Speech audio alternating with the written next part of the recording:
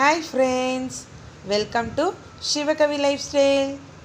இன்றைக்கி நம்ம சேனலில் நம்ம பார்க்க போகிறது ஒரு சூப்பரான ஒரு ஸ்நாக் ரெசிபி தாங்க. நூடுல்ஸ் வச்சு நம்ம செய்ய போகிறோம். நம்ம பசங்க வீட்டில் காய்கறி சாப்பிட்றதுக்கு ரொம்பவே அடம் பிடிப்பாங்க, சாப்பிடவே மாட்டாங்க. அந்த காய்கறியை எப்படி அவங்களுக்கு பிடிச்ச விதத்தில் நம்ம செஞ்சு தர போகிறோம் அப்படின்ற ஒரு வீடியோ தாங்க இன்றைக்கி நம்ம பார்க்க போகிறோம். இதை நம்ம பார்க்குறதுக்கு முன்னாடி நீங்கள் இப்போ தான் நம்ம சேனலை ஃபஸ்ட் டைமாக பார்க்குறீங்களா? அப்போ கீழே இருக்க செகண்ட் பட்டன் சப்ஸ்கிரைப் அழுத்தி சப்ஸ்கிரைப் பண்ணிக்கோங்க. பக்கத்தில் இருக்க பெல் பட்டன் அழுத்தி ஆல் அப்படி கொடுத்துக்கோங்க. அப்போ தான் நாங்கள் போடுற எல்லா வீடியோ உங்களுக்கு நோட்டிஃபிகேஷனில் வரும்.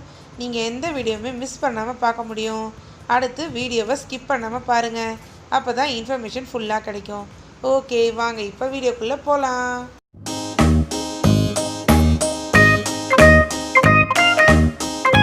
நான் இன்றைக்கி இந்த ரெசிபிக்காக 250 கிராம் இன்ஸ்டன்ட் நூடுல்ஸ் எடுத்து உப்பு எதுவுமே போடாமல் அப்படியே வேக வச்சு நல்லா வடிகட்டி ஆற வச்சுருக்கேங்க.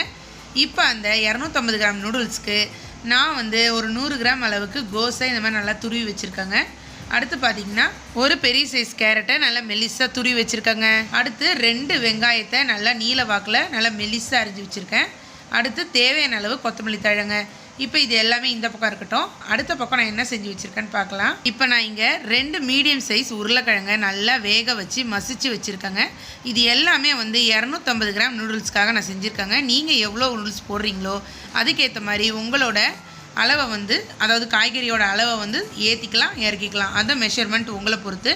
இப்போ இது கூட அதாவது இந்த உருளைக்கிழங்க மசிச்சு வச்சுருக்கேன் இல்லையா, இது கூட நான் இப்போ காட்டினேன் இல்லையா, அந்த எல்லா காயுமே சேர்த்துக்கிறேங்க.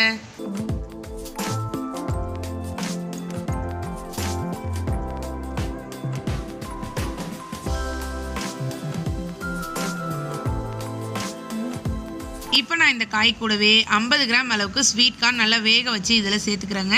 இது பசங்களுக்கு ஃபைபருங்க, உடம்புக்கும் ரொம்பவே நல்லது, பசங்களுக்கும் ரொம்ப பிடிக்கும். அதனால் நான் இதை சேர்த்துக்கிறேன். இப்போ அந்த 250 கிராம் நூடுல்ஸ் வேக வச்சு வச்சுருந்தேன் இல்லைங்களா, அதை எல்லாத்தையுமே இது கூட சேர்த்துக்கிறேங்க. நாம் இப்போ இந்த டிஷ்ஷுக்கு தேவையான அளவு மசாலா ஐட்டம்லாம் சேர்த்துக்கலாங்க. இப்போ நான் 1 டீஸ்பூன் அளவுக்கு கரம் மசாலா பொடி சேர்த்துக்கிறேங்க.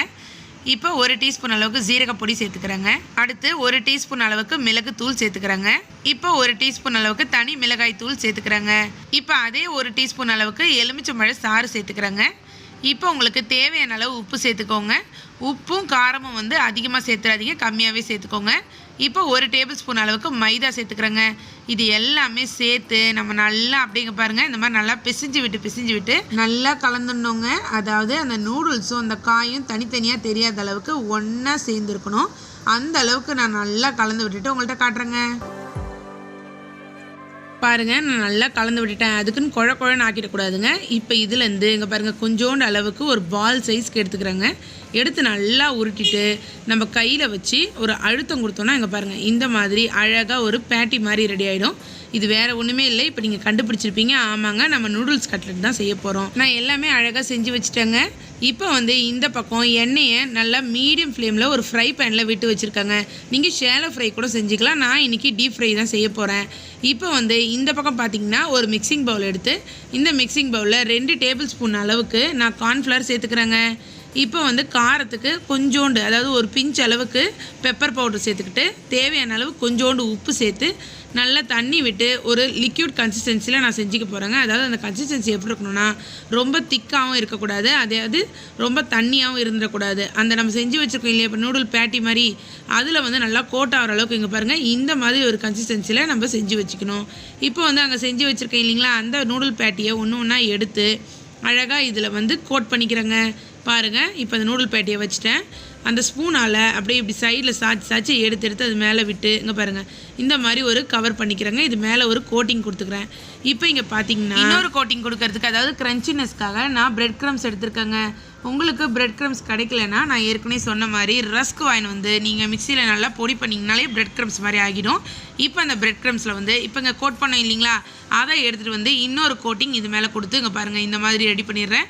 இப்போ எல்லாமே அதே மாதிரி செஞ்சு வச்சிட்டேன் பாருங்கள். இப்போ எண்ணெயும் நல்லா சூடு ஏறிடுச்சு மீடியம் ஃப்ளேம்லேயே. இப்போ அதில் ஒன்றா விட்டு அழகாக 2 பக்கமும் நல்லா பொன்னிறமாக ஆனதுக்கப்புறம் நல்லா பொரித்து எடுத்துக்க வேண்டியது தாங்க. நீங்கள் இதை தவாவில் வச்சு ஷேலோ ஃப்ரை கூட பண்ணிக்கலாம்.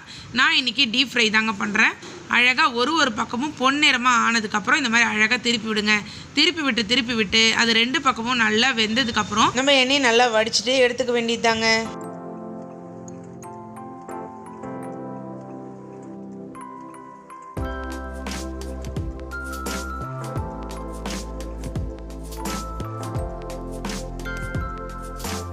பாருங்கள் 2 பக்கமுமே நல்லா பொன்னிறமாக ஆயிடுச்சு.